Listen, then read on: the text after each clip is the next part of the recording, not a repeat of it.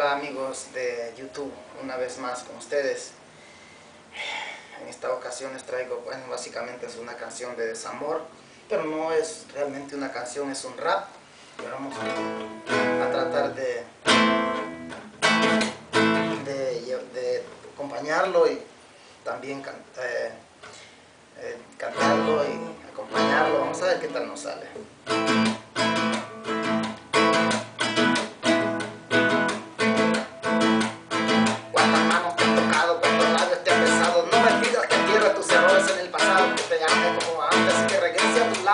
Así como que si nada hubiera pasado, si hubieras regresado conmigo en aquel momento, yo te hubiera perdonado si hubieras dicho lo siento. Si estaba enamorado y los errores son humanos, pero ahora se me burla tu arrepentimiento hermano.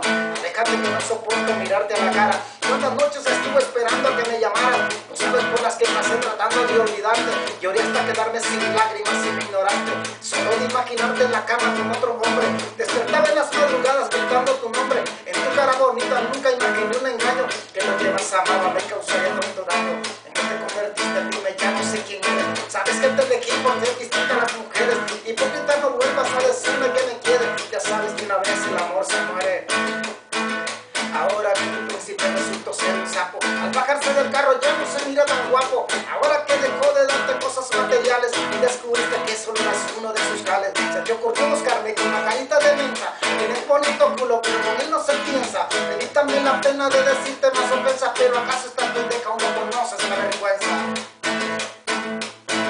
Me vienes a buscar y me cagas de hipocresía. No me ofrezcas tu amistad y quien dijo que la quería. Tu amor ya no es especial, tu amor ya pasó a la historia.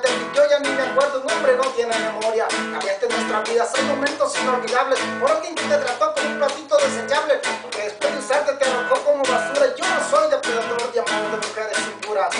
Te enamoró su carro porque él está Federico, la típica bonita que anda con el gordo rico, porque aunque te daba asco le besaste hasta las bolas. Con dinero vaya el perro y quedaste bailando sola.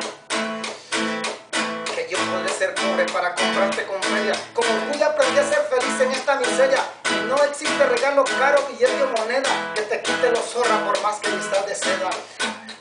Amor, sinceridad, respeto a la persona amada, esos son los valores los cuales en mí no viste. Pero hay una cosita que no se compra con nada, se llama dignidad y esa tuya la perdiste.